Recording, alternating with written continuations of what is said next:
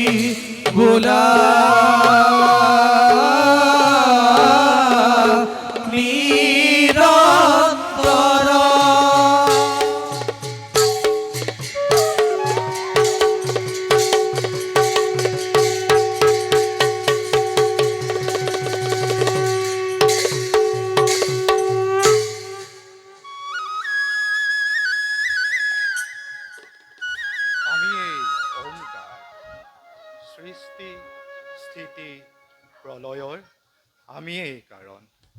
ব্ৰহ্ম সত্য জগত মিথ্যা অনন্ত কোটি ব্ৰহ্মাণ্ডৰ আমিয়েই কাৰণ। মোৰ এই মায়ামোহ সংসাৰখনত মানৱ জাতিৰ জীৱন স্বাৰ্থ দুদিনীয়া। কি যে অন্ধ মানৱ, খন্তেকীয়া বিষয় বাসনা, ধন সোণ মণি মুক্তা আদি সামান্য স্বাৰ্থবোৰত নিজৰ মন প্ৰাণ উঠাই দি নৰকৰ অসীম পাপত মৰিবলৈ ইমান অভিলাষ তহঁতৰ। জানি লবি কাৰণ মই দৈৱকীৰ গৰ্ভজাত ভগৱান কৃষ্ণ।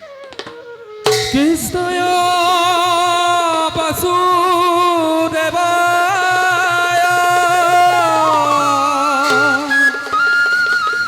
হৰে পৰমাত্মনে প্ৰণতো ক্লেশনাশায় গোবিন্দায়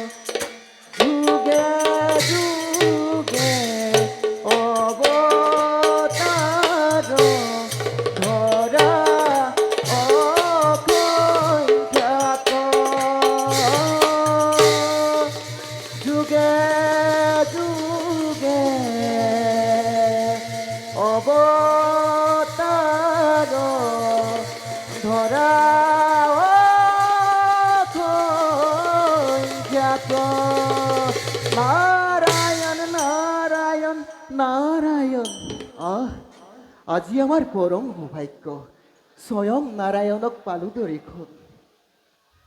পিছে প্ৰভু, আজি এই লক্ষ্মী শূন্য আসনত অকলে অকলে বহি কি ভাবি আছে? কৃপা কৰি কবনেই ৰাখক। দেৱকী, প্ৰভু, ভাবিছো মনত আজি এক মহান কৰ্তব্যৰ কথা, কিন্তু কিন্তু বুলি ক'লে যে প্ৰভু, কি মহৎ কৰ্তব্য হ'ব পাৰে? কৃপা কৰি কবনে ৰাখক।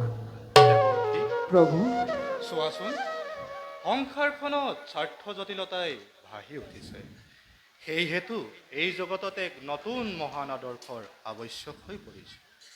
মোৰ মহাধাৰ্মিক ভক্তবিলাকক নানাবিধৰ ভক্তি পৰীক্ষা কৰি এই সিন্ধুৰাৰ ৰাজ্যত এক নৱধৰ্ম স্থাপন কৰাৰ অভিপ্ৰায় কৰিছোঁ।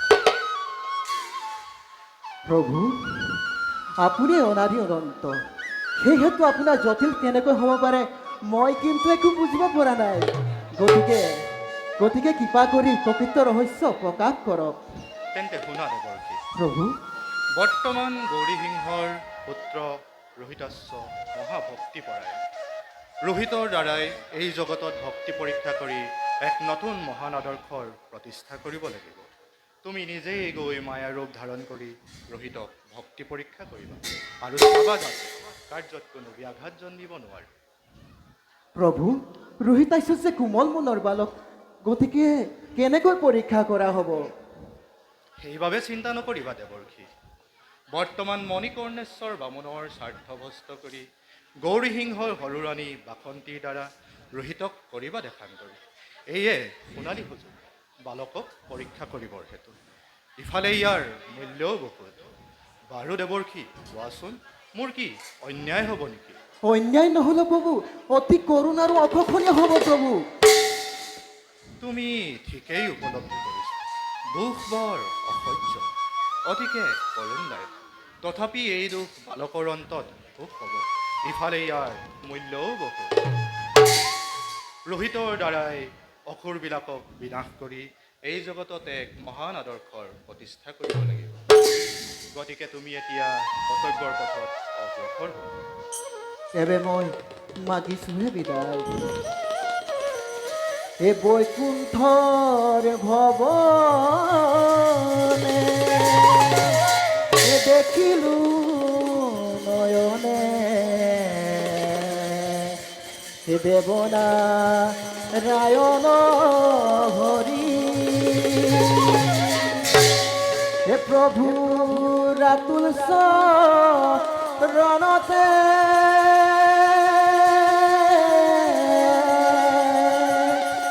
এহুনৰ পূৰ্বাজে হেৰু নুজুনু কৰি, হেৰু নুজুনু কৰি,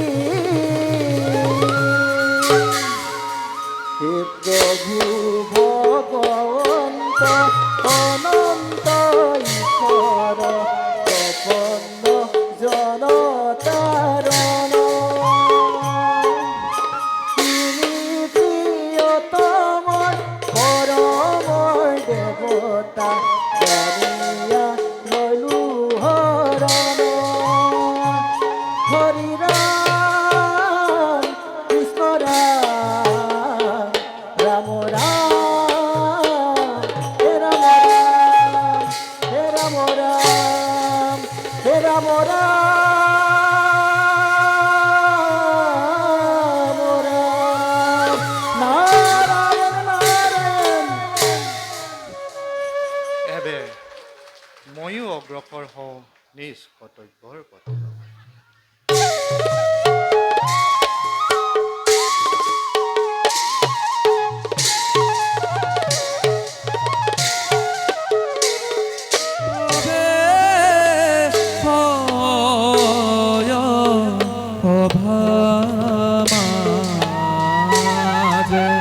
দেব সৃষ্টি কৰ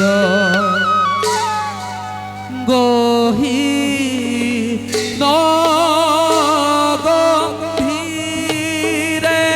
চলে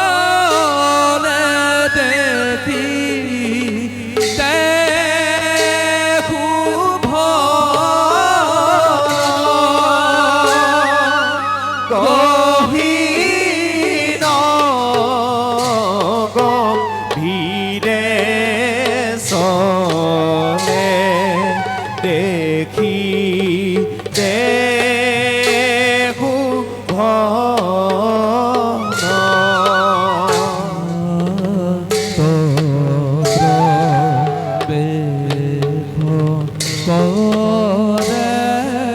রোহিত কুমার হরে লয় লাখে সলি আহে দেখি দেখু ভনয়ারে লয় লাখে চলিয়া হে দেখিতে ভুবন আরে মতে পাইলা গোয়া ও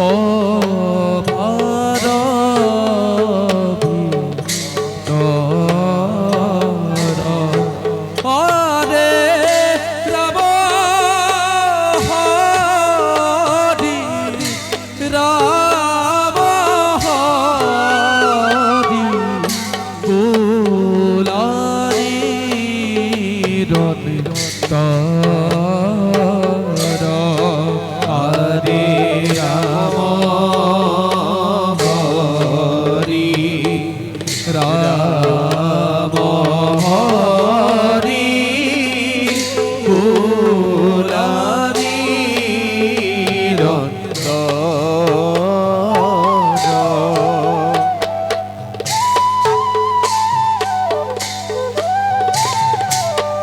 প্রবে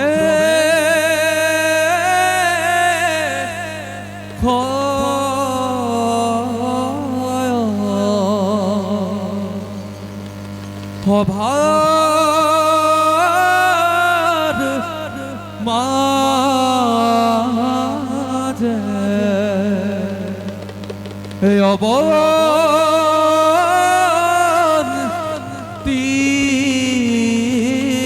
তীরাজন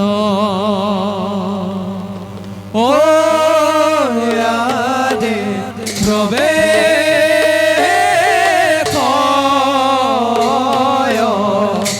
প্রভার মাঝে অবন্তীরা জন ও আদে প্রাত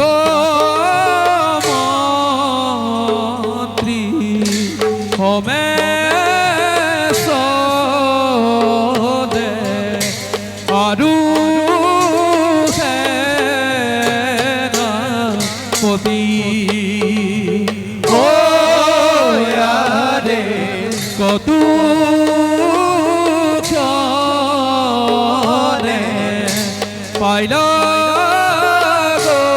গোয়া অভার ভিতর ও আরে রাম হরি রাম হরি গুলারি রন্তর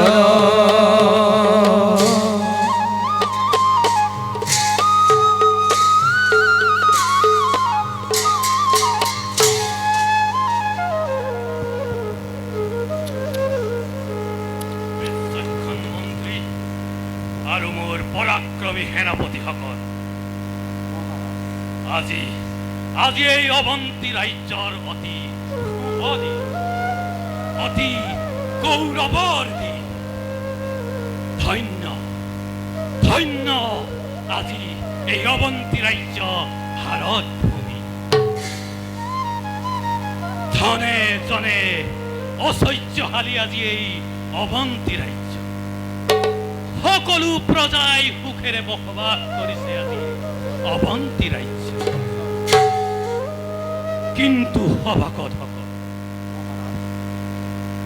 এটা কথাই মোৰ অন্তৰ দহিব লাগিছে। মন হৈছে চঞ্চল। নিজ কক্ষত থাকিও কিয় বাৰু লাগিছে তাৰ মন মোৰ আজি অতিকে চঞ্চল। অচিৰেই যেন কিবা বিপদ হ'ব আজি এই অৱন্তী ৰাজ্য। কোৱা মন্ত্ৰী, অৱন্তী ৰাজ্যৰ সকলো প্ৰজা আছেনে কুশলে, নে কৰে নেকি কদুৱা প্ৰজাই বিদ্ৰোহ আচৰণ? মহাৰাজ, যি জানো মই অৱন্তী ৰাজ্যৰ বিষয়ে সকলো জনাম মই তদুচৰণত। শুনক মহাৰাজ, অৱন্তী ৰাজ্যৰ বিষয়ে কোনো প্ৰজাই কৰা নাই বিদ্ৰোহ আচৰণ, নাই পাপ নাই অত্যাচাৰ, পূৰ্ণ শান্তিৰে বিৰাজিছে অৱন্তী ৰাজ্য। সন্ধ্যা হ'লে আৰতিয়ে হয় প্ৰতি কিহে শংখ দবা ঘণ্টা উৰুলি ধ্বনিৰে গগন বিয়পি উঠে প্ৰতিদিনে। অতি উত্তম। নাই মতভেদ, একতাৰ বান্ধোনে হবে সমাবেশ। আৰু অধিক কি জনাম তদুচৰণত? মহাৰাজ, ভাবিবা কোনো নাই প্ৰয়োজন। এই বীৰেন্দ্ৰ সিংহত জীয়াই থাকোঁতেই কোনো চিন্তা কৰিব নাই প্ৰয়োজন। যদি নিজৰ ৰাজ্যত কোনোবাই অত্যাচাৰ কৰে তাৰ কেতিয়াও ক্ষমা নহ'ব। সিদিনা ভাৰতৰ ৰজা ধীৰাজ একচ্ছত্ৰী ৰজাই বিপুল সংগ্ৰাম কৰিছিলে আইনত, আৰু সেইদিনাই সেই সময়ত বীৰেন্দ্ৰ সিংহ পৰাজয় হৈছিল আৰু অৱন্তী ৰাজ্যৰ ছাৰখাৰ হৈছিল। ভাৰতৰ কোনো ৰজাই মূৰ তুলি দাঙি ধৰিবলৈ কোনো ইচ্ছা সাহস কৰা নাছিল। মহাৰাজ, এই বীৰেন্দ্ৰ সিংহত যাই থাকিলে কোনো চিন্তা নকৰিব মহাৰাজ। মহাৰাজ, চিন্তাৰ কোনো প্ৰয়োজন নাই। অৱন্তী ৰাজ্যৰ বিষয়ে কোনো ভাবিব চিন্তা নাই। জীয়াই থাকোঁতে এই বীৰেন্দ্ৰ সিংহ সেনাপতি যিয়ে এই অৱন্তী সিংহাসনৰ কাৰণে বিদ্ৰোহ আচৰণ কৰিব, সেই মহাপাপীও নেপাব নিস্তাৰ। দিন জয় লোকক পাঠ কৰি সিহঁতক কৰিম পান্না। অতি উত্তম। গতিকে চিন্তাৰ কোনো প্ৰয়োজন নাই। মন্ত্ৰী আৰু সেনাপতি মহাৰাজ, ধন্য আজি এই অৱন্তী ৰাজ্য। ঈশ্বৰে কুশলে ৰাখে যেন মোৰ এই অৱন্তীৰ ৰাজসিংহাসন।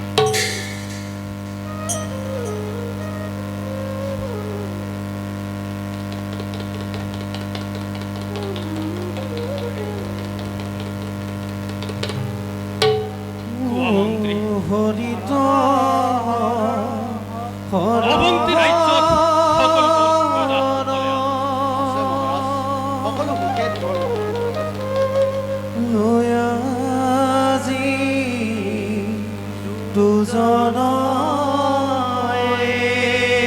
চাওকচোন মহাৰাজ,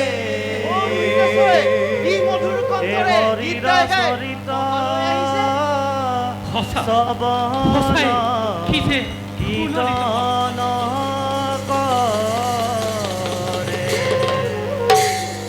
যে ধেনু জনমতে বৈশক পালয়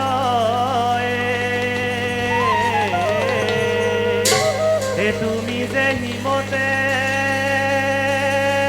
ভকত পালয়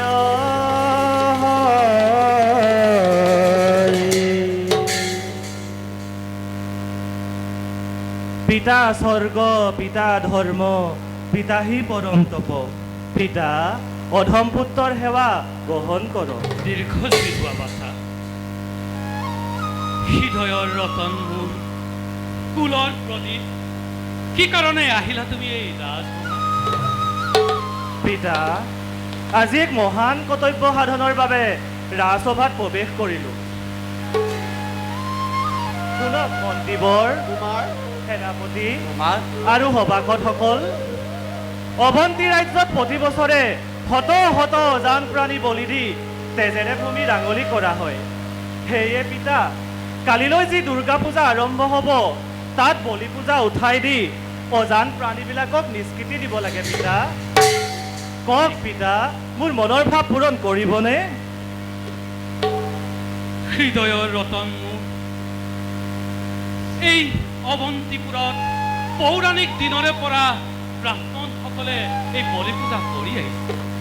গতিকে এই পূজা উঠাই দিয়া নিষেধ কৰাটো উচিত নহ'ব বাছা। আৰু ৰজা হিচাপে যদি মই মোৰ কৰ্তব্য পালন নকৰোঁ, তেনেহ'লে জানো মহাপাপ নহ'ব বাছা? মহাপাপ? তেন্তে তেন্তে পুণ্য ক'ত পিতা? অতিপ্ত কামনাত লিপ্ত হৈ অজান পশুবিলাকক বধ কৰাতকৈ মোৰে সি বলিহালত দি স্বৰ্গগামী কৰক পিতা। এয়া কি কৈছা বোপা? তোমাক বলিহালত দি মই জানো সুখেৰে জীয়াই থাকিব পাৰিম? বুজিলো মন্ত্ৰীবৰ, মহাৰাজ এই অৱন্তী ৰাজ্যত বলি পূজা উঠাই দিয়াত তোমাৰ কিবা মতামত? মহাৰাজ, বলি পূজা উঠাই দিয়াত মোৰ কোনো আপত্তি নাই মহাৰাজ। উত্তম যুক্তি হলেও ই অতি কঠিন কাম মহাৰাজ। গোটেই ৰাজ্যতে বিদ্ৰোহে দেখা দিব। গতিকে মহাৰাজ, ইয়াৰ পৰিণাম কি হ'ব পাৰে? অৱশ্যে অলপ কঠিন হ'ব, কিন্তু সেই কঠিনকো আমি কোমল কৰি নিজ গন্তব্য স্থানত আমি অগ্ৰসৰ হ'ব লাগিব। আৰু সেয়েহে আজি মই ঘোষণা কৰিলো, সমগ্ৰ অৱন্তী ৰাজ্যত আজিৰ পৰা কোনো বলি পূজা নহ'ব কদাপি। বাছা, পিতা, কালিলৈ যি দুৰ্গা পূজাৰ বলি আৰম্ভ হ'ব, তাত তুমি নিজেই উপস্থিত থাকি পূজাৰী মণিকেশ্বৰক মোৰ এই ৰাজ আদেশ শুনাই দিবা। এতিয়া যোৱা বাছা। পিতা, চিৰসুখী হ'লো মই আপোনাৰ অমৃত বাণীত। এতিয়া মই বিদায়হে মাগিলোঁ। জয় শ্ৰীহৰি জয়, জয় শ্ৰীহৰি জয়, জয় শ্ৰীহৰি জয় জয়। মহাৰাজ, নুবুজিলো একময় এনেহেন ভীষণ আদেশ। যেতিয়া শুনিব মণি গণেশৰ ভীষণ আদেশৰ কথা, তেতিয়া সমগ্ৰ বৈশ্য যেতিয়া জগাই তুলিব আৰু তেতিয়া সমগ্ৰ অৱন্তী ৰাজ্যৰ চৰকাৰ হৈ যাব। শান্ত হোৱা সেনাপতি, মিছাতেই তুমি নিজৰ অমংগল মাতি আনিছা। তুমি ভাবা নেকি যে মণি গণেশ্বৰে ৰক্ষা পাব এই অৱন্তী ৰাজৰ হাতত? মহাৰাজ, মণি গণেশৰ ৰক্ষা হেতু মই ভবাই নাই। মাত্ৰ ভাবিছো পহেলিকাত ঘূৰি আহি এই বীৰেন্দ্ৰ সিংহ যৱনিকাত পাতনি মেলিব। সাৱধান, মুখ চম্ভালি কথা কবা। কোৱা সেনাপতি, অৱন্তী ৰাজ্যত বলি পূজা উঠাই দিয়াত তোমাৰ কিবা মতামত? মহাৰাজ, এই আদেশৰ হেতু মই একেবাৰে অসমৰ্থ। মোৰ তলতীয়া কৰ্মচাৰীয়ে আজি মোৰ সন্মুখত কৰে ভূষণ গৰ্ব। মহাৰাজ, যদি জন্মভূমি যদি কেতিয়াবা বিদেশী হাতত পৰিব লগা হয়, তেন্তে ভাৰত ভূমিতে যেনে ৰাঙালী কৰি হলেও ৰাখিম অক্ষুণ্ণ। যদি কোনোবা নিজৰ ৰাজ্যৰ মাজত ভাই ককাই বন্ধুৰ সৈতে অস্ত্ৰ চালনা কৰিব লগা হয়, তেন্তে মূৰাই গুহাত ৰাঙালী কৰিব নোৱাৰো মহাৰাজ। যিয়ে এই ৰাজ আদেশ উলংঘা কৰে, সিহঁতৰ শুনিৰে প্লাবিত কৰি হলেও অৱন্তী ৰাজ্যত বলি পূজা উচ্ছেদ কৰিবই লাগিব। সেনাপতি, মহাৰাজৰ আদেশ যেতিয়া সকলোৱে পালন কৰিবই লাগিব। নালাগে, তোমালোকে কোনেও মোক সহায় কৰিব নালাগে। মই মোৰ বাহুবলেৰে মই এই অৱন্তী ৰাজ্যত বলি পূজা উচ্ছেদ কৰিম। মহাৰাজ, আপোনাৰ এই আদেশ অতি হিৰে পালন কৰিছো, কিন্তু কিন্তু বুলি ৰৈ গলা কিয় সেনাপতি? আপোনাৰ এই গুৰুত্ব আদেশ প্ৰচাৰ কৰিবলৈ হ'লে নৰহত্যা কৰি এই 2 হাত তেজেৰে টাঙনি কৰিব লাগিব। কলোৱেই সেনাপতি, যদি এই ৰাজ আদেশ কোনোবাই উলংঘা কৰে তেনেহলে সিহঁতৰ ৰক্তেৰে এই ধৰণী প্লাবিত কৰি হ'লেও এই বলি পূজা উঠাবই লাগিব। বলক মহাৰাজ, আমি এতিয়া ঘণ্টাক বিশ্ৰাম কৰোঁ। আহক মহাৰাজ।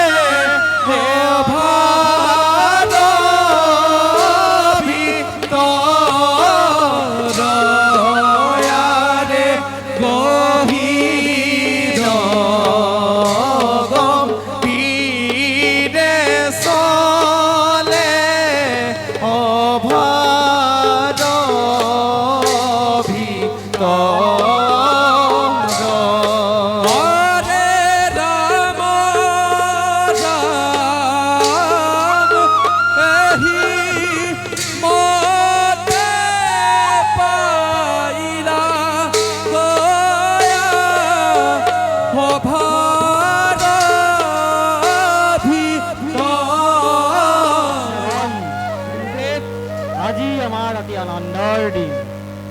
আজি ৰাইজৰ চৌপাশে বলি পূজা আৰম্ভ হ'ব ধৰিছে। এই বলি পূজাত কত সম্ভ্ৰান্ত লোকে মোৰ ওচৰত একোটাকৈ ছাগলীৰ কাৰণে খাতি কৰিব লাগিছে। চোৱাচোন, এই সময়ত মোৰ আনন্দ চাই কোনে? তথাপি কপিছে হৃদয় মোৰ প্ৰতি ঘনে ঘনে। যোৱা ৰাতি এটা সপোন দেখিলোঁ বিপৰীতে। গুৰুদেৱ, যোৱা ৰাতি দেখা সপোনৰ কথা কৃপা কৰি ক'ব জানো আমাক? শুনা শিষ্যগণ, যোৱা ৰাতি সপোনৰ কথা। আজিৰ দৰে পূজা আয়োজন কৰি সপোনত আনন্দত হৈছিলোঁ ব্যাকুল, কিন্তু সপোনৰ পিছত দেখিলোঁ ধপ ধপকৈ জ্বলি উঠা একুৰা ভীষণ অগ্নি।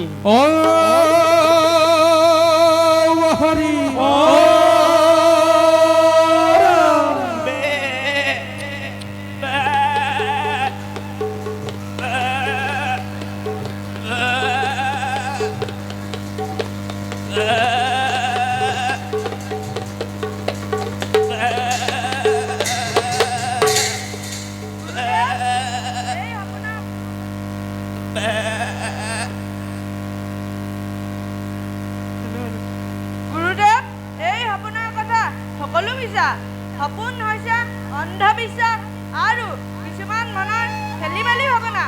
গতিকে এইবিলাক কথা ভাবি এই ছাগলী খোৱা মগজটো খোলা কৰিব নালাগে। গুৰুদেৱ, ময়ো যোৱা ৰাতি যিটো সপোন দেখিছিলোঁ, ভয়ত শৌচৰ দুৱাৰেদি চিৰিক চিৰিককৈ বাছ হৈছিল, কিন্তু শেষত গৈ তেনেই বিপৰীতটো হ'ল নহয়। সঁচা কথা শিষ্যগণ, আজি বহুত ছাগলী খাবা। হয় গুৰুদেৱ, আজি বহুত ছাগলীৰ তেজ খাব পৰা যাব। যিহে গুৰুদেৱ, পূজাৰ কাৰণে বহুত ছাগলী আহিছে। শিষ্যগণ, আৰু অপেক্ষা কৰা নাই প্ৰয়োজন। যিমান পাৰা সিমান ছাগলী কাটিবলৈ ধৰা। পিছে গুৰুদেৱ, আপুনি কৰিব লগাটো আগে কৰি লওক, তেহে দেৱী সন্তুষ্ট হ'ব। জয় মা দুৰ্গা, জয় মা মহেশ্বৰী মা, জয় মা দুৰ্গা মা। ওম নমঃ ভগৱতে বাসুদেৱ। ক্ষান্ত হোৱা পূজাৰী। অজান পশুৰ ওপৰত অস্ত্ৰ প্ৰহাৰ নকৰিবা। কোন কোন বাছা তুমি? ৰোহিতেশ্য ৰাজকুমাৰ তুমি? কালি বন্দী ওলাই মোৰ বলি পূজাত কিয় বাধা দিছা? তুমি কি নাজানা আদেশৰ কথা? কালিয়েই বলি পূজাৰ নিষেধাজ্ঞা প্ৰচাৰ কৰা হ'ল। সেয়ে পূজাৰী, তোমাৰ এই বলি পূজা ব্যৰ্থ আয়োজন। কি ক'লা ৰাজকুমাৰ? এই বলি পূজা ব্যৰ্থ আয়োজন? কোনখন মুখে কৰিলা বাক্য প্ৰকাশ? তুৰন্তে এই কালী মন্দিৰৰ পৰা বাহিৰ হৈ যা। আৰু যদিহে নাযাওঁ গুচি, কি ক'লা ৰাজকুমাৰ? এই বলি পূজা তোমাৰ অনুচিত কিয় বাৰু? আই কালী প্ৰতি দুখ লগা উচিত নহয়। শুনাই, বৰ্তমান তোমাৰ জীৱন পৰিপক্ক, সেয়েহে তুমি ইয়াৰ পৰা গুচি যোৱা। ৰোহিত, তোমাৰ বাক্য মই পালন নকৰোঁ। এইবাৰ স্বয়ং পিতৃৰ ওচৰত প্ৰাৰ্থনা কৰি বলি পূজাৰ নিষেধাজ্ঞা পাইছোঁ যেতিয়া তাক স্বয়ং ব্ৰহ্মায়ো গুচাব নোৱাৰে। কি ক'লা ৰাজকুমাৰ? তোমাৰ পিতাৰ ওচৰত প্ৰাৰ্থনা কৰি ৰাইজত এনে দেশৰ প্ৰচাৰ চলাইছা, ইয়াৰ পৰিণাম কিমান বিকম জানা? পৰিণাম যিমান ভয়ংকৰ নহওক লাগে, তথাপি মই মোৰ প্ৰাণ দি হ'লেও বলি পূজা ৰক্ষা কৰিম। মূৰ্খ বালক, মই জানিছিলোঁৱেই তোৰ মৃত্যু নিচেই সমীপক। সেইবাবে বাহিছে তোৰ তপত তেজ, তোৰ নিৰ্বোধ তোৰ অপকৰ্মৰ ফলত গোটেই ৰাজবংশ ধ্বংস কৰি নাজানো ব্ৰাহ্মণৰ ধৰ্ম অধিপতি ব্যক্ত কৰি তুলিম। আকৌ কৈছোঁ, তই ইয়াৰ পৰা বাহিৰ হৈ যা। মণিকণেশ্বৰ, কি তোমাৰ আদেশত মই কালী মন্দিৰৰ পৰা বাহিৰ হ'ব লাগে? তেন্তে তুমি চাই থাকা, তুমি অকৃতজ্ঞ নহয়নে?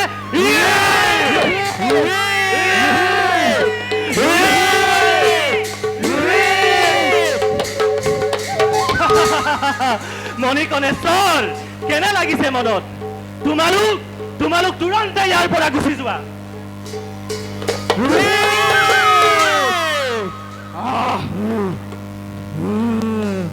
ইমান অপদাৰ্থ, ইমান অহংকাৰ মোৰ আৰু সহ্য নহয়। শুন মূৰ্খ বালক, কাণ পাতি শুনি যা। এই ব্ৰাহ্মণৰ বাণী চলে বলে নতুবা কৌশলে তোৰ জীৱনত এদিন নহয় এদিন মই পলাই ধুমুহা ভুৱাইহে এৰিম। নাজানো ব্ৰাহ্মণৰ তেজৰ দ্বাৰা কি কৰিব পৰা যায়। হ'লেও হ'ব মোৰ নামত কলংক। হয় যদি ব্ৰাহ্মণ তেজত হাত বন্ধ হওক মোৰ মুক্তিপথ, তথাপি তোৰ ৰক্ষা নহ'ব। শুনিছা, দেখিছা শিষ্যগণ, ৰোহিত অপকৰ্ম সকলোৱে প্ৰতিজ্ঞা কৰা ইয়াৰ প্ৰতিশোধ ল'বৰ কাৰণে। গুৰুদেৱ, মই প্ৰতিজ্ঞা কৰিছোঁ, যেতিয়ালৈকে পাখণ্ডৰ বুকুবিদাৰি কলিজাৰ তেজ পিব নোৱাৰিম, তেতিয়ালৈকে নকৰিম আহাৰ। গছৰ ফল মূল খাই কৰিম জীৱন ধাৰা, তাৰ অন্যথা হ'লে আত্মহত্যা কৰিম। গুৰুদেৱ, ধন্য শিষ্যগণ, হতধন্য তোমালোকৰ জীৱন। কিন্তু মনত ৰাখিবা, শৰীৰ এক বিন্দু তেজ থকালৈকে এই নৰক অভিনয় সৃষ্টি কৰিবই লাগিব, যাৰ দ্বাৰা অৱন্তী ৰাজ্য ধ্বংস হ'ব। অৱশ লাগিছে মোৰ গোটেই শৰীৰ, অমংগল হয় যেন আমাৰ। কি দুৰ্ভাগ্য আমাৰ। ইফালে ৰোহিতেশ্বৰ পিতাৰ অৱন্তী ৰজা, এনে অৱস্থাত কি কৰা যায়? যোৱা শিষ্যগণ, তোমালোক নিজ কৰ্তব্যত হোৱা অগ্ৰসৰ হয়। ভাল গুৰুদেৱ।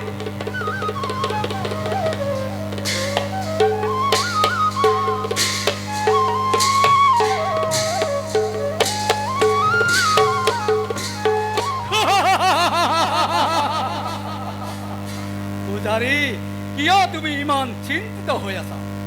পূজাৰী বুলি ঠাট্টা নকৰিবা সেনাপতি। বাৰু আগমনৰ উদ্দেশ্য কি? পূজাৰী, আনন্দৰ উৎসৱ চাবৰ বাবে আহিলো পূজাৰী। কি কম দুখৰ কাহিনী, মুখেৰে নোলায় মাত সেনাপতি।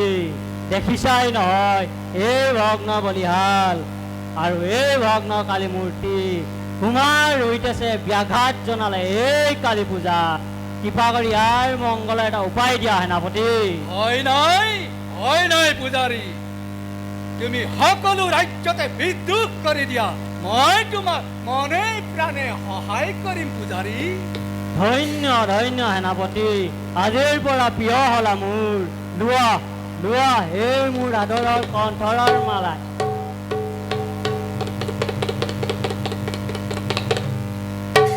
ৰোহিত, সাৱধান তই, ফেটি সাপৰ ফেনাত উঠি তই নৃত্য কৰিব লাগিছ। পূজাৰী, আৰু তোমাৰ ভাবিবৰ সময় নাই। অন্তঃপুৰলৈ গৈ তুমি চলে বলে কিংবা কৌশলে হ'লেও বাসন্তী লাভ কৰি লোৱা অসম্ভৱ কথা কিয় কোৱা সেনাপতি? নিশ্চয় সম্ভৱ। মোৰ কথা শুনা পূজাৰী, সৰু ৰাণী পুত্ৰ হিন্দুৰাক ৰাজ্যভাৰ দিবৰ কাৰণে কৰিছে চালন, আৰু গতিকে সেই সুযোগতে এই নিষ্পতি বালকৰ ওপৰত প্ৰতিশোধ লৈ তোমাৰ ধৰ্ম ৰক্ষা পালন কৰা পূজাৰী। তেন্তে মই যাওঁ নিজ কৰ্তব্যত আগ্ৰসৰ। যোৱা যোৱা পূজাৰী, তোমাৰ কামত পোৱা অগ্ৰসৰ।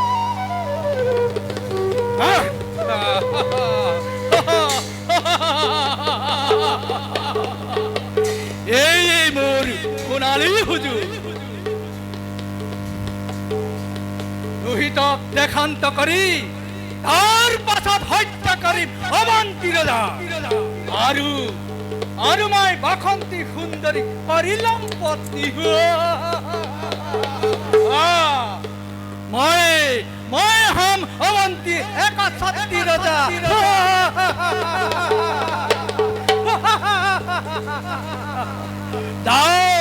যাওঁ মই এতিয়া নিজ কৰ্তব্যত অগ্ৰসৰ।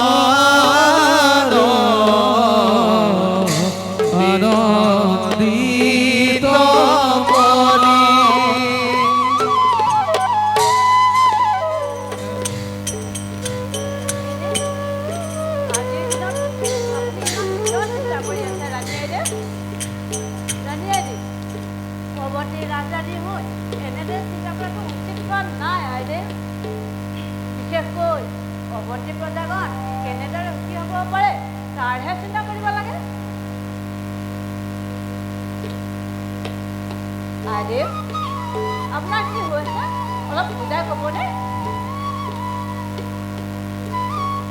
কি কম টিহিৰি, মোৰ দুখৰ কথা কোনে বুজিব? মোৰ দুখৰ বেদনা সকলোৱে ভাবে বাকন্তি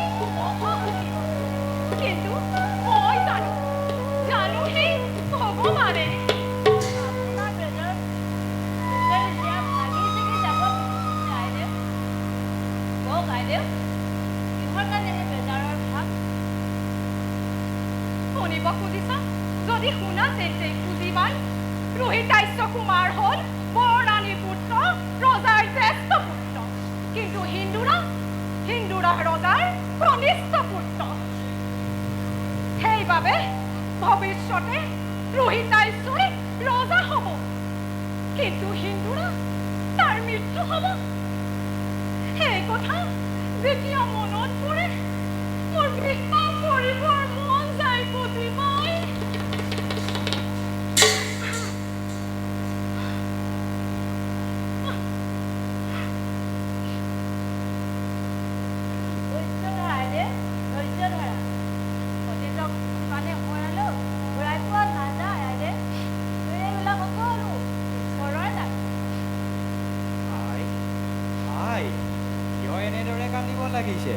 আপুনি কান্দিলে মোৰো কান্দিব মন যায়।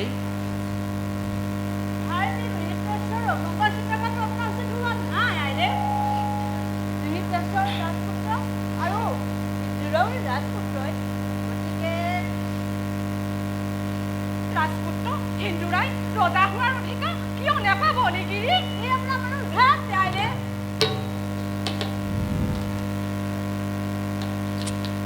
কোনে কয় ভান্তি মোৰ? মানুহে মানুহৰ বুকুতে জন্ম লৈ কত ৰাজ অট্টালিকা নিৰ্মাণ কৰি চিৰ সুখী হৈছে, তেন্তে তেন্তে মই কিয় ৰাজমাতা হ'ব নোৱাৰিম লিগিৰি? ৰাণী আইদেউ, এটা সংবাদ আছে। কি সংবাদ তোৰ? ৰাণী, কালি পূজা কৰা নহ'ল। ৰোহিতাশ্যই দেৱী মন্দিৰ ভাঙি সৰ্বনাশ কৰিলে। আনকি পূজাৰীজনো বহু দুৱাৰ মুখতে ৰৈ আছে। নিশ্চয় নিশ্চয় মোৰ মনোকামনা পূৰ্ণ হ'ব। যা পূজাৰী, সন্মানেৰে ইয়ালৈকে লৈ আনো। যিবা আজ্ঞা আইদেউ।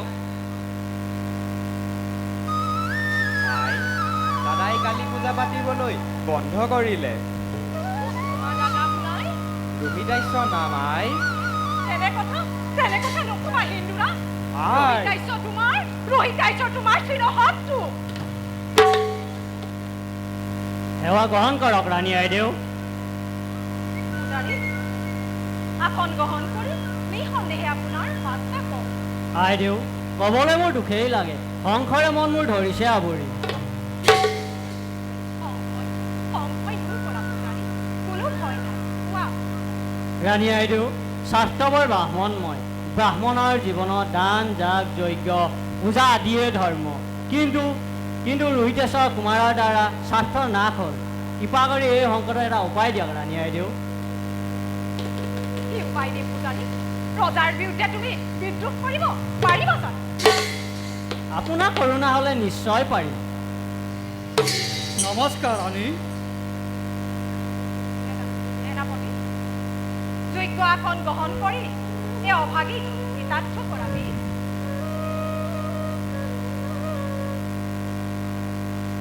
ৰাণী, আপোনাৰ ওচৰত এটি আছে মোৰ সহায় ভিক্ষা।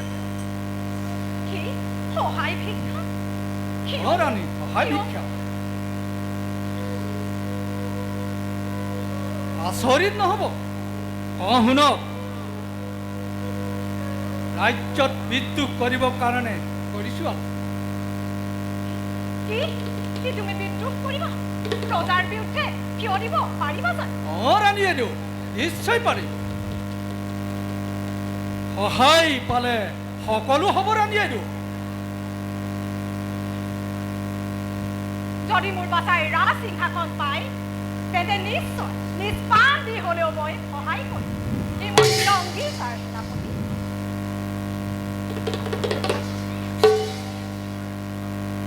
শুনা ৰাণী, তোমাৰ সিন্ধুৰা মংগলৰ কাৰণে কৰিছোঁ ষড়যন্ত্ৰ। সেই ষড়যন্ত্ৰত আপুনি সহায় কৰিলেহে মই লাভৱান হ'ব পাৰোঁ ৰাণী আইদেউ। কিদৰে সেনাপতি? শুনক তেন্তে ৰাণী আইদেউ, আপুনি উৎপাদিনী বেশেৰে ৰজা মন্ত্ৰী আদি সকলো থকাৰ অৱস্থাত ৰাজসভাত প্ৰৱেশ কৰিব। মনত বেজাৰ, অন্তৰত কঠোৰ ভাৱ ৰাখি কম্পিত কণ্ঠস্বৰে কৈ যাব যে ৰোহিতাছে মোৰ শয়ন কক্ষত প্ৰৱেশ কৰি মোৰ সতীত্ব ধৰ্ম নষ্ট কৰিলে, আৰু প্ৰমাণ কৰে যদি এই লিগিৰিজনীকে সাৱধান কৰি ৰাখিব। কি শুনিলো মই কেনেকৈ এই মহাপাপ অৰ্জন কৰোঁ? ধৈৰ্য নহ'ব ৰাণী আইদেউ। স্বাৰ্থ ৰক্ষাত ইয়াতকৈ বহুত পাপ কৰিব লাগিব। অলপতে কৈ যোৱা অংগীকাৰৰ কথা পাহৰি নাপেলাব। ৰাণী আইদেউ, কোনো চিন্তা নকৰিব আপুনি। এই সভাত ময়ো উপস্থিত থাকিম। সেই মহাপাপৰ ভাত এই বীৰেন্দ্ৰ সিংহ গাতো লাগিব ৰাণী আইদেউ। অনিচ্ছা হ'লেও কৰ্তব্যত অগ্ৰহ হ'লো যেতিয়া হ'বই লাগিব সেনাপতি। কিন্তু মনত ৰাখিব সেনাপতি, মোৰ পুত্ৰ হিন্দুৰাই অৱন্তী সিংহাসনৰ অধিকাৰী হ'বই লাগিব। নিশ্চয় হ'ব ৰাণী আইদেউ, নিশ্চয় হ'ব। সেইবাবে কোনো চিন্তা নকৰিব ৰাণী আইদেউ। আহাৰ পুঁজিবাই।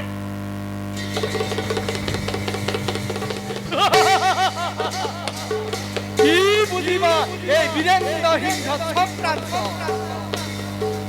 এই অৱন্তী ৰাজ্য হিন্দুৰা হ'বনে এই বীৰেন্দ্ৰ সিংহ হ'ব?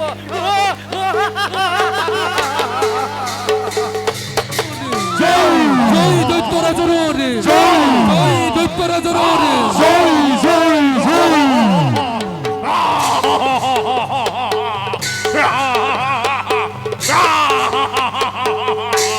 ও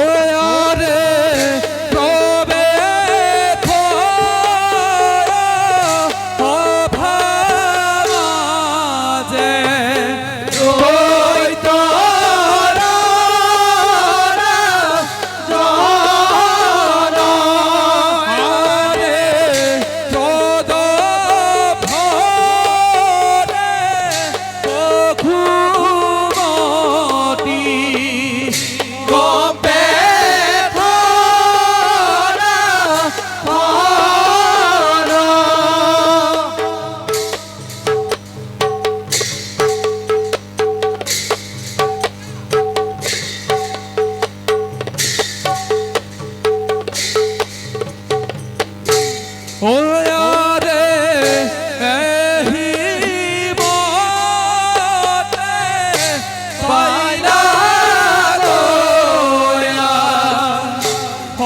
অভারভি তরা হরে রাম হরি রাম হরি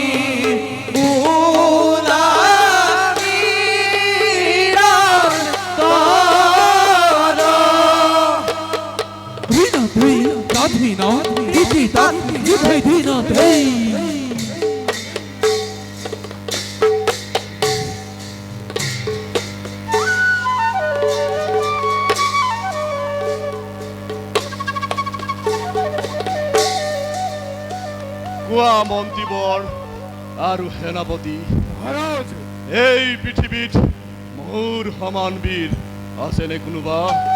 নাই নাই এই পৃথিৱীত আপোনাৰ সমান সমকক্ষ যোদ্ধা। কোৱা মন্ত্ৰীবৰ আছেনে কোনোবা মোৰ সমান পৃথিৱীত এই বীৰ? অসীম ভক্তি থাকে যেন তজু চৰণত, কিন্তু দৈত্যৰাজ উপযুক্ত যোদ্ধা নহলে আমি আমাৰ ৰণতৃষ্ণা কেনেকৈ পলুৱাম?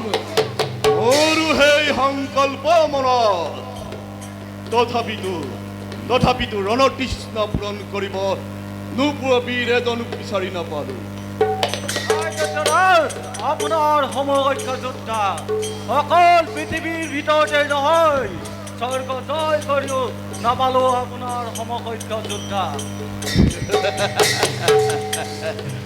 এই পৃথিৱীত মোৰ সমান ভগৱান কোনো নাই, আৰু যদি আছে তেনেহ'লে এই স্বৰ্গ মৰ্ত্য পাতালত থকা কোনো এইৰ নাই। গতিকে তোমালোকে মোকেই ভগৱান বুলি দিয়া জয়ধ্বনি।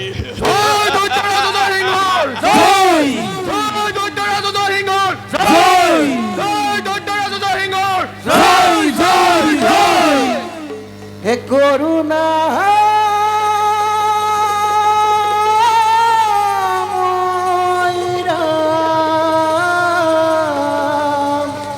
হে কৰুণা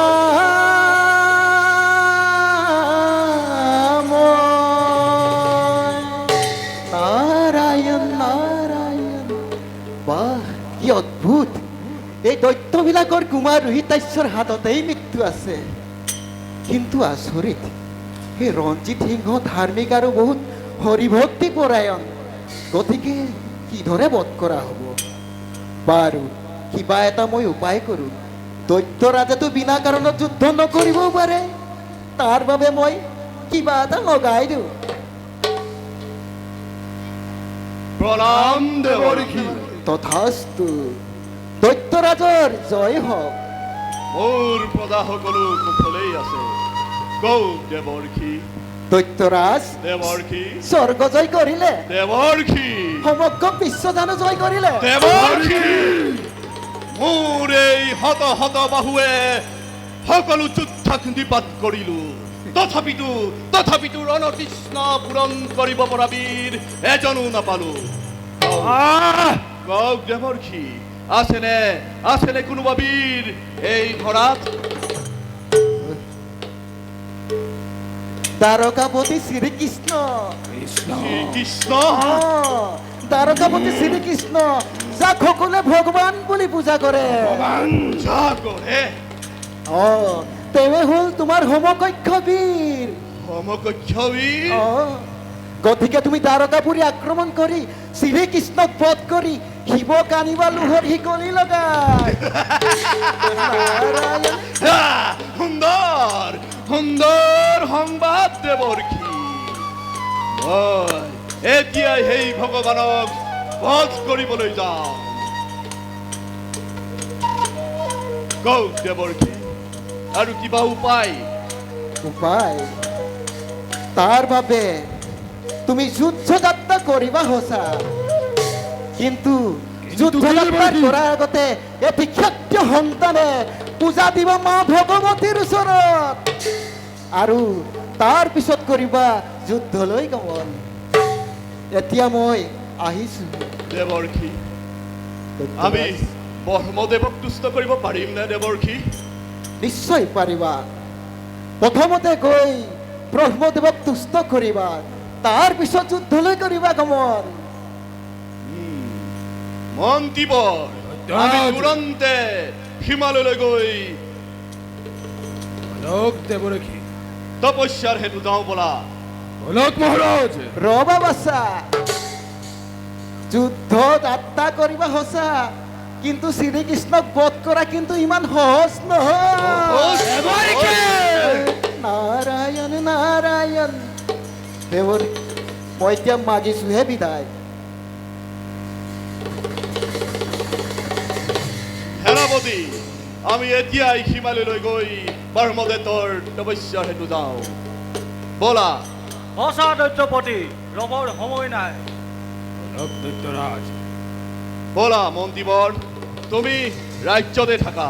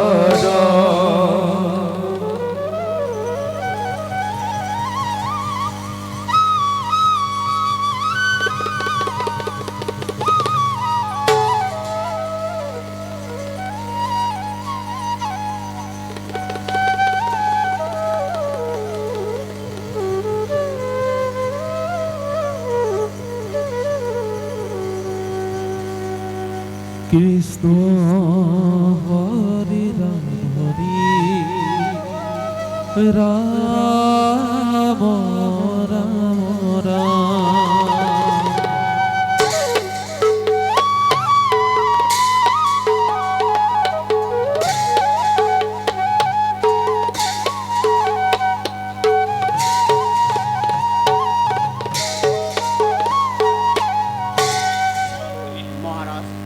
আৰু সেনাপতি মহাৰাজ আজি মই সঘনাই দেখিছো বিপদ কোনোবাই যেন মোক কাণে কাণে কয় প্ৰতিশোধ প্ৰতিশোধ ভীষণ প্ৰতিশোধ ধ্বংস হ'ব চিৰেই এই অৱন্তী ৰাজ্য মন্ত্ৰী মহাৰাজ মনত মোৰ লাগিছে সংশয় এতিয়া কি কৰা যায় কি কৰিম মহাৰাজ ৰক্ষকে আজি ভক্ষকৰ মুখা পিন্ধিব লাগিছে কাল সৰ্পই আজি অৱন্তী ৰাজ্যৰ ধ্বংস হেতু সেনা মেলি আহিছে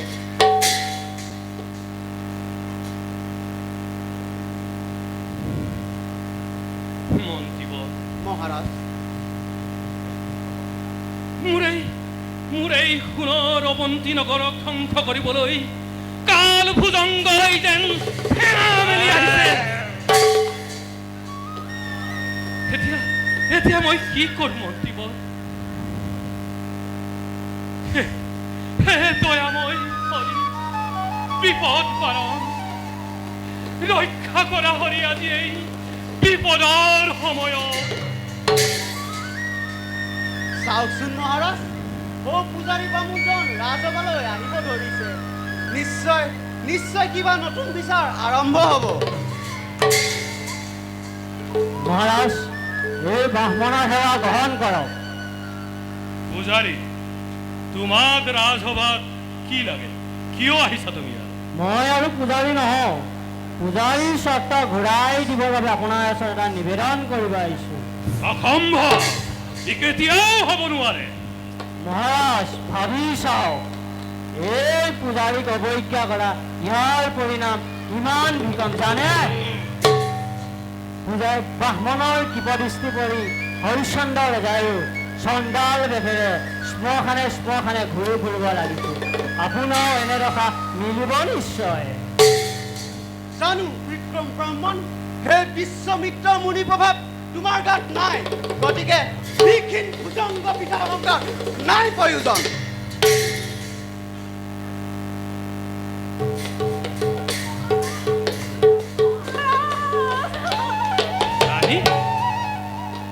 ৰাণী, কি হ'ল ৰাণী? ইমান উত্ৰাৱল হৈ তুমি ৰাজসভাত প্ৰৱেশ কৰিছা? কোৱা ৰাণী, তোমাৰ এনে অৱস্থা কিয় হৈছে ৰাণী? মোক ৰাণী বুলি মাতি আপোনাৰ পবিত্ৰ জীৱন কলুষিত নকৰিব মহাৰাজ। কি ক'লা? তোমাক ৰাণী বুলি ক'লে মোৰ জীৱন কলুষিত হ'ব? এয়া কি শুনালা ৰাণী? কোৱা ৰাণী, কোৱা, প্ৰকৃত ঘটনা কি? বিলম্ব নকৰি অতি শীঘ্ৰে প্ৰকাশ কৰা ৰাণী। এনে পাপ কথা শুনিবলৈ ইচ্ছা হৈছে নেকি মহাৰাজ? আৰু অধৈৰ্য নকৰিবা ৰাণী, আৰু অধৈৰ্য নকৰিবা। কোৱা, তোমাৰ এনে অৱস্থা কোনে কৰিছে? মহাৰাজ, যিয়ে নহওক এটা খণ্ডক ন্যায়মতে বিচাৰ কৰিবনে? মহাৰাজ, নাৰী কথাত প্ৰতিজ্ঞা নকৰিব, ই এক জটিল সমস্যা। নুশুনো মই কাৰো এই কথা। যিয়েই নহওক সেই পাপিষ্ট ত্ৰিভুৱন বিচাৰি আনি হলেও কৰিম নিধন। কোৱা ৰাণী, বিলম্ব নকৰিবা। ক'বলৈ লাগে মোৰ লাজ। এনে মহাপাপৰ কথা শুনিলে সকলো বজাই কাণ বন্ধ কৰিব লাগিব মহাৰাজ।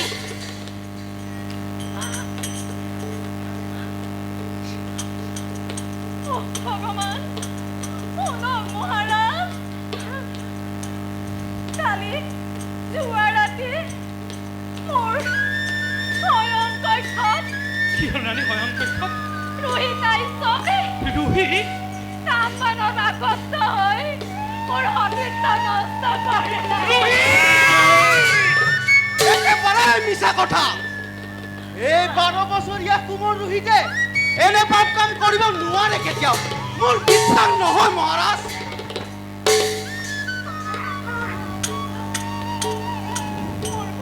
অবৈধ বুলি ক'ব খুজিছে নেকি পিতা?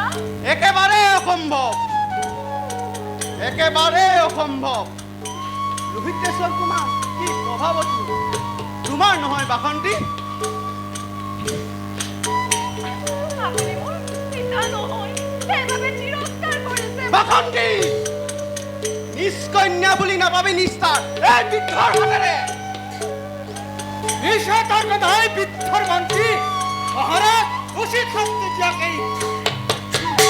দুৰাচাৰ সেনাপতি, জানিছো এই পাপত তুমিও লিপ্ত আছা। বৃদ্ধৰ মন্ত্ৰী সীমা চেৰাই গৈছে। শান্ত হোৱা, ন্যায় মতে বিচাৰ কৰা হ'ব।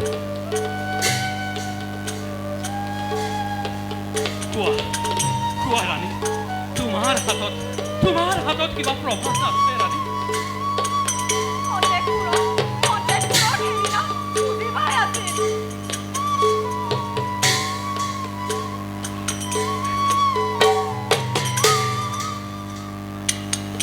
কুজি ধৰ্ম সাক্ষী কৰি ক প্ৰকৃত ঘটনা হৈছিল কি সিদিনা?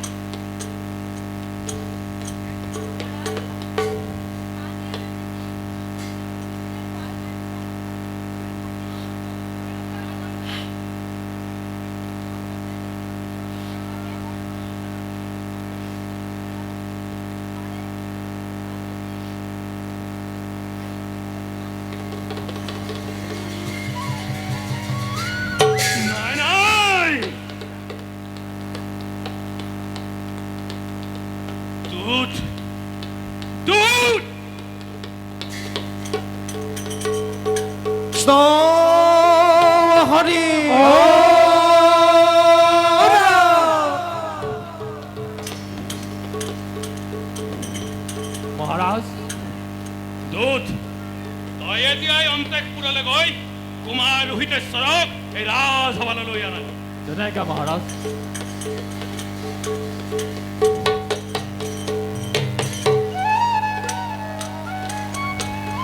পিতা অধম পুত্ৰৰ সেৱা গ্ৰহণ কৰক। পিতা দূতৰ মুখে বাৰ্তা পাই আহিলো হতৰে, মই মোহমতী নাজানো পনতি, কৃপা কৰি পিতা কৰক অনুমতি, কিবা কাৰ্য কৰিম সাধন। কাক তই পিতা বুলি মাতিছ? পিতা মই তোৰ পিতা নহয়। পিতা মই তোৰ সন্মুখত এক দুৰন্ত দানৱ। পিতা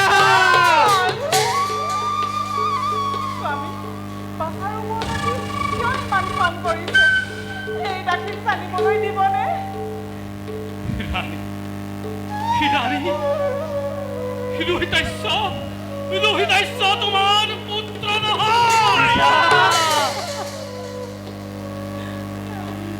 নৰকৰ কীটে জন্ম ললে তোমাৰ গৰ্ভত। পিতা আনিলে কলংক মোৰ এই অৱন্তী নগৰত। পিতা কি ক'লে পিতা? মোৰ বাবে ধ্বংস মোৰ ৰাজবংশ? পিতা কি অপৰাধ কৰিলো মই, কওক পিতা। পিতা পিতা দাদা কিয় খং কৰিছে? অন্য দিনে দেখোন বৰ মৰম কৰে পিতা। মহাৰাজ ৰোহিতে আজি কি অপৰাধ লগালে? পুত্ৰ কেনেদৰে সেই গাঁৱত ব্যৱহাৰত মাতৃ হিয়া ভাঙি যাব খোজে না, মাতৃ হিয়া ভাঙি যাব খোজে।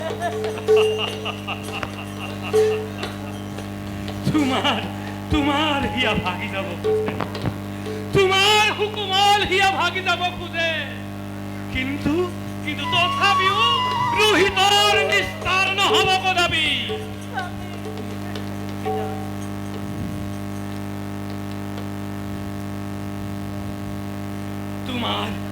তোমাৰ ক্ৰন্দনত যদি জয় পৰি যায় সমগ্ৰ অৱন্তী নগৰ, সমগ্ৰ গছেও যদি কান্দেই নাই বিনাই, তেনেহলে সমগ্ৰ অৰণ্য কৰিম ৰুদন।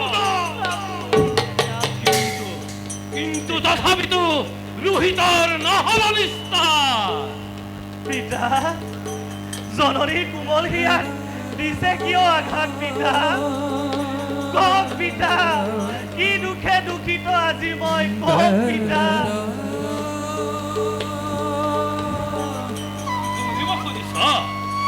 শুনিব খুজিছ তোৰ সেই কলংকিত কাহিনী?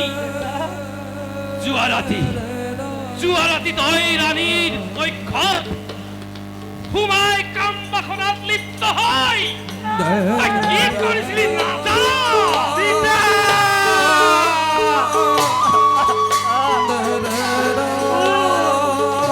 চলি গ'ল, উৰি গ'ল মোৰ গোটেই হৰি।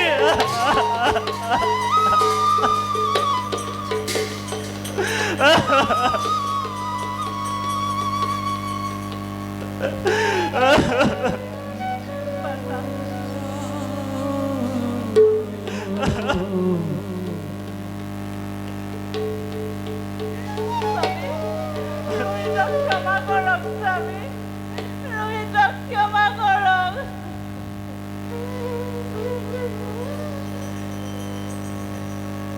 নাই নাই, ৰোহিতৰ ক্ষমা নহ'ব।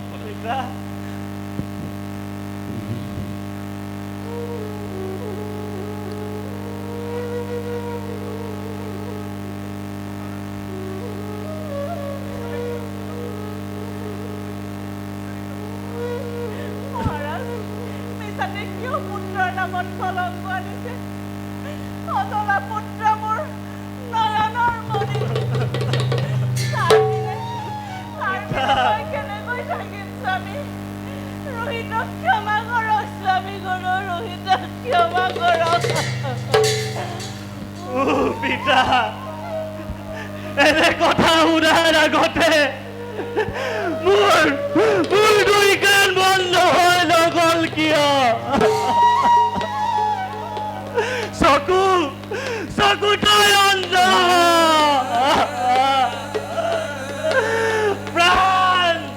প্ৰাণ তই দেহৰ পৰা ওলাই নাযাৱ কিয়? হে প্ৰভু, মোক কিয় জীয়াই ৰাখিছা? হে চন্দ্ৰ, হে সূৰ্য দেৱগণ, তোমালোক কহি নপৰা কিয়? বসুমতী তুমি ৰখা তলে নোযোৱা কিয়? হে প্ৰভু, তোমাৰ নামত সদায় পুষ্পাঞ্জলি দিয়াৰে দেখি পৰিণাম।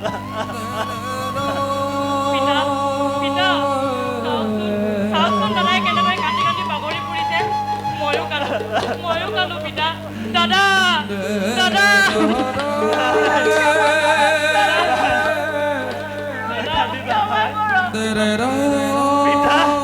পিতা, খুলি দিছো এই তীক্ষ্ণ তৰোৱাল।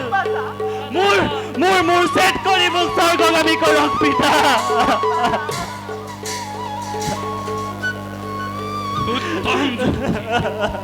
উত্তম তোৰ দৰে নৰভিকাছ এই সমাজত জীয়াই থকাকৈ মৃত্যুৱেই শ্ৰেষ্ঠ।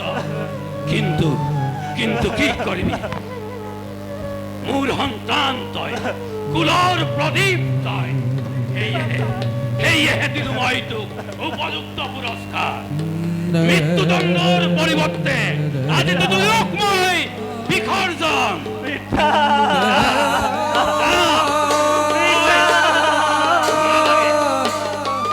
এতিয়াই এই ৰাজ আৱৰণ খুলি এই ৰাজ্যৰ পৰা বাহিৰ হৈ যা। মাহীয়াই, আপোনাক চৰণত ধৰি কাকতি কৰিছো মাহীয়াই।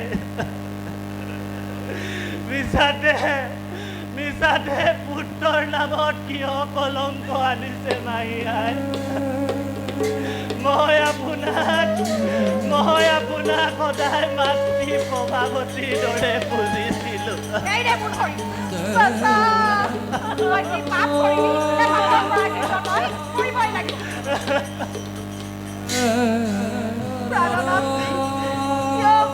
পুত্ৰক বধ কৰিব খুজিছে?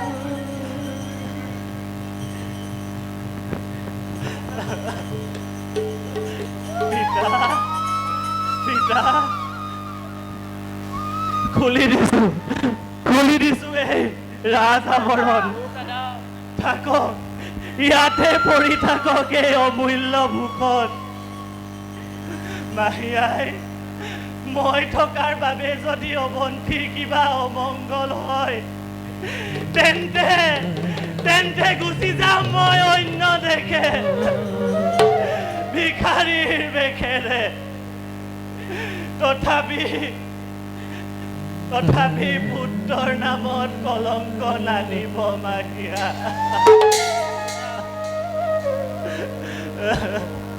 বাসন্তী, মোৰ আগত তই তোমাৰ কৰিলি কথাঘাত, তেনেহ'লে তয়ো এইবা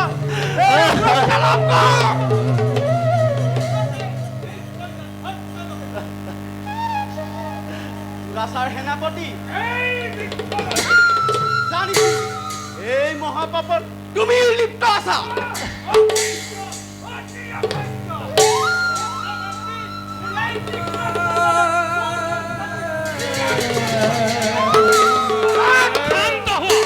শান্ত হোৱা মন্ত্ৰী আৰু সেনাপতি ৰজা মই ন্যায়মতে উচিত বিচাৰ কৰিম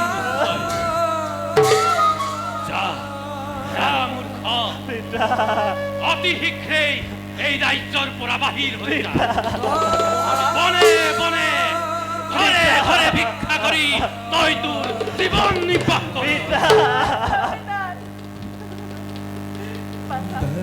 তই কলৈ যাওঁ তই কলৈ যাওঁ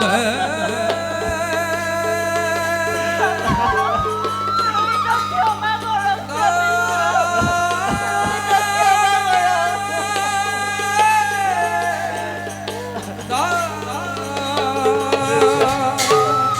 পিতা দাদা কিয় বনলৈ খেদি দিছে দাদা গলে গৈ মোক কোনে ভাই নিকুঞ্জ বুলি মাতিব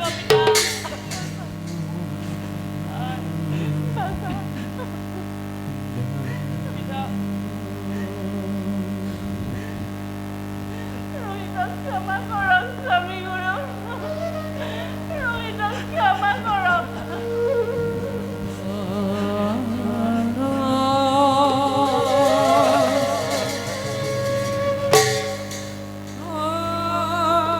ভাই নিকুঞ্জ মোৰ অন্তৰত আৰু হুকৰ অগ্নি নজ্বলাবা ভাই বিদায় বেলাত এটা চুমা দিয়া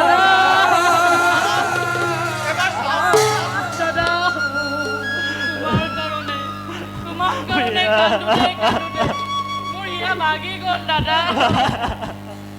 মোৰ হিয়া ভাগি গ'ল মহাৰাজ এবাৰ চাওক মহাৰাজ মোৰ হৃদয় চিৰে পুত্ৰ ৰোহিতৰ লগতে মোৰ স্বামী শেষ কৰক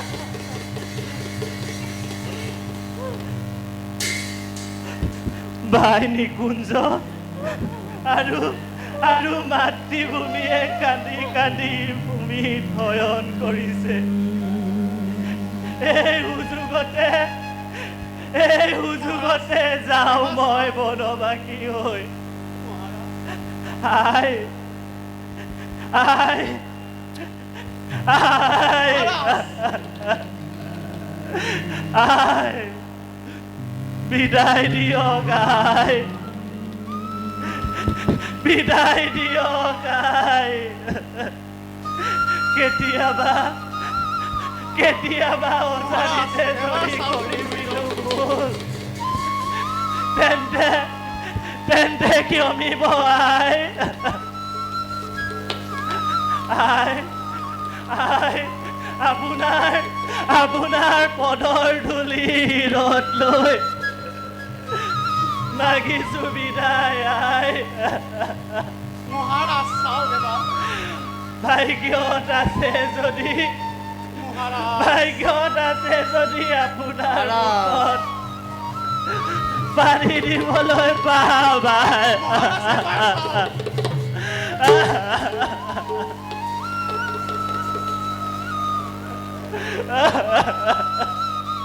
আই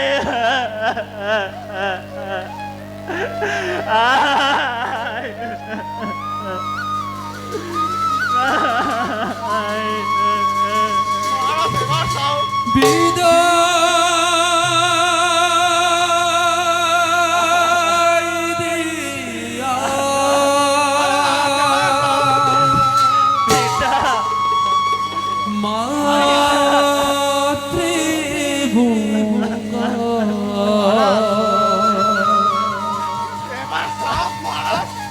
ধৰু ৰানতা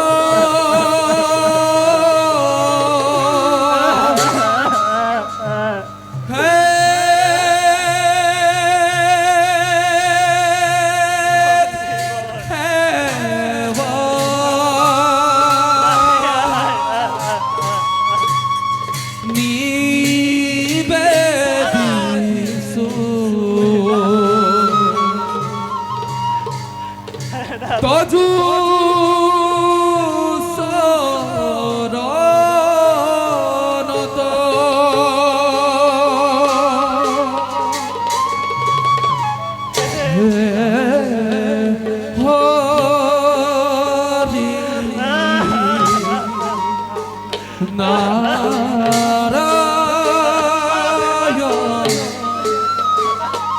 চৰণত হৰি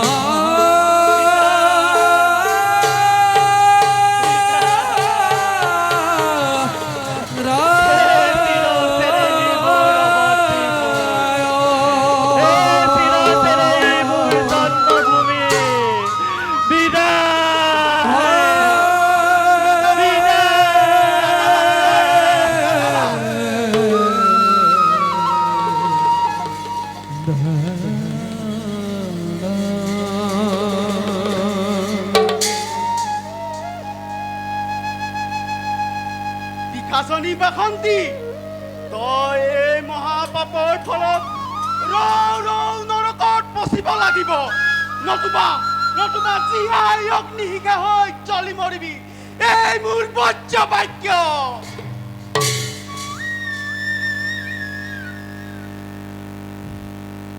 সভাসদসকল মহাৰাজ ন্যায়মতে দোষীক উচিত বিচাৰ কৰা হ'ল সেইবাবে মোৰ নামে কোনোদিনে নানিবা অপযোগ ব'লা এতিয়া সভা ইমানতে ভংগ কৰা হ'ল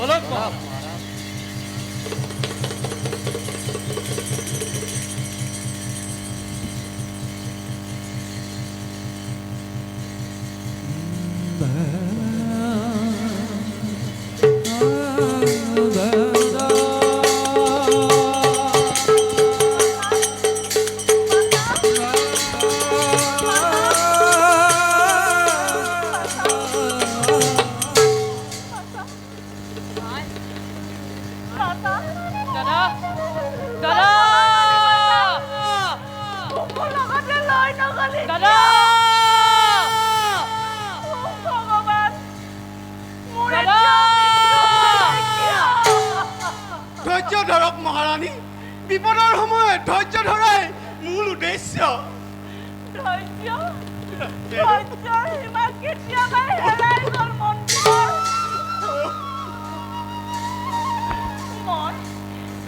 মই আৰু স্থিৰে থাকিব নোৱাৰো ময়ো যাওঁ বাচাক বিচাৰি বাচা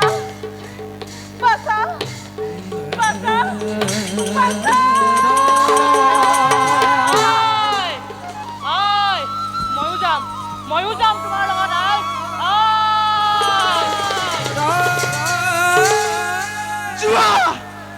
যোৱা সকলোৱে পাপ পুৰি এৰি যোৱাই মংগল হ'ব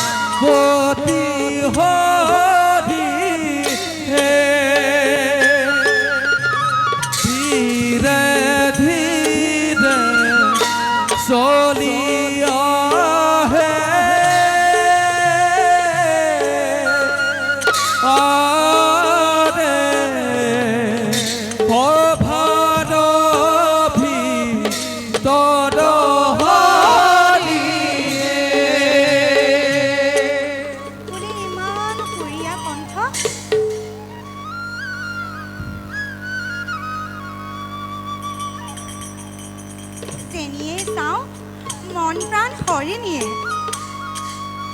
কিন্তু এনে সৌন্দৰ্যৰ মাজত থাকিও আনন্দ পোৱা নাই মই আজি যিদিনাই দৈত্যৰ ৰাজপুত্ৰ ৰঞ্জিত সিংহক প্ৰেমৰ মাদিৰা ঢালি দিব পাৰিম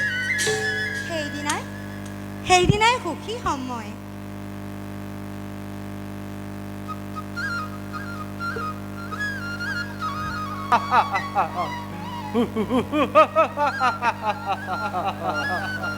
এই মোৰ প্ৰাণৰ প্ৰতিমা, যাৰ কাৰণে মোৰ চকুত টোপনি নাই, পেটত আহাৰ নাই। এই হেমাক আজি অকলহৰে পাইছো, গতিকে মোৰ অভিপ্ৰায় জনোৱা হওক। হেমা, হেমা, চন্দ্ৰশেখৰ, আপুনি ইয়ালৈ অহাৰ কাৰণ কি? এটি গভীৰ উদ্দেশ্য লৈ আহিছো। হেমা, কি গভীৰ উদ্দেশ্য? সোনকালে প্ৰকাশ কৰক। মই তোমাক ভাল পাওঁ হেমা, তুমি জানো মোক ভাল নোপোৱা? আপুনি যদি মোক ভাল পায় তেন্তে ময়ো আপোনাক ভাল পাওঁ। এই উত্তৰ পাবলৈকে আহিছিলো হেমা। তোমাৰ শুৱলা মাতে মোক ভাল পাওঁ বুলি কৈ মোৰ হিয়াৰ শান্তি নিজৰা বোৱালা। গতিকে ইয়াৰ প্ৰতিদান কি দিম হেমা? এটি মাত্ৰ প্ৰেমালিংগন। হেমা, এটি মাত্ৰ প্ৰেমালিংগন। বিশ্বাসঘাতক! ইমান সাহস তোৰ! মন্ত্ৰীৰ কন্যাক লাভ কৰিবলৈ তই স্বপ্ন ৰচিছ? নিৰ্বোধ এনে আশা ত্যাগ কৰ। তাক সেনাপতি বুলি বিশ্বাস কৰি স্নেহৰ বান্ধোনত ভাল পাওঁ বুলিছিলোঁ, কিন্তু তোৰ এনে কু অভিপ্ৰায়ক পদাঘাত কৰোঁ আৰু পাওঁ এনে ভাৱ থলে ভৱিষ্যতে অপমানিত হবি। বিশ্বাসঘাতক হেমা, তোৰ ইমান অহংকাৰ!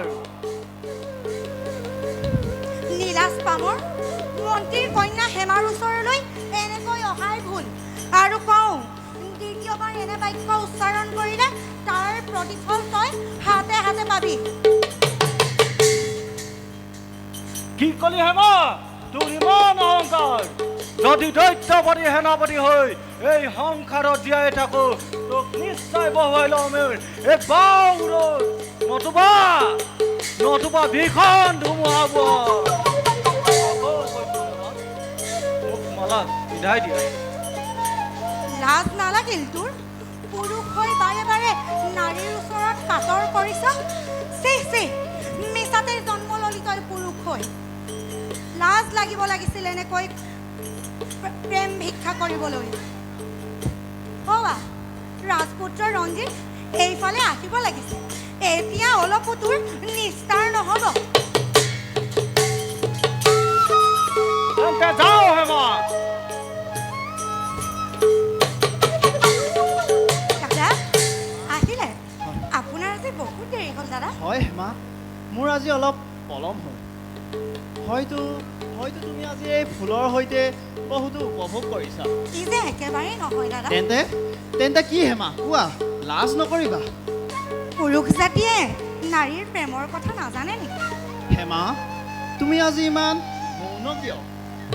লাজ লাগে ক'বলৈ, প্ৰেমৰ প্ৰতিদান দিবলৈ ৰৈ আছো মই। হেমা, চিন্তা নকৰিবা হেমা, যিমান এই প্ৰণয়ৰ ঘন হোতে আগুৰি নধৰক কিয়, আমাৰ ভাল পোৱাত কোনেও বাধা দিব নোৱাৰে হেমা। দাদা তেন্তে লৌকে অভাগী মালা। হেমা, এই মালা মোৰ ডিঙিত পিন্ধাই দে। চন্দ্ৰশেখৰ, ক'ৰ পৰা আহি তই এই কাৰ্যত বাধা দিলি? সাৱধান দুৰাত্মা, এই ভীষণ অস্ত্ৰৰে ঠাই দিম তোক জমৰ নগৰে। বেছ তেন্তে মই ল'লো এই ভীষণ। বেছ তেন্তে সেয়ে হওক।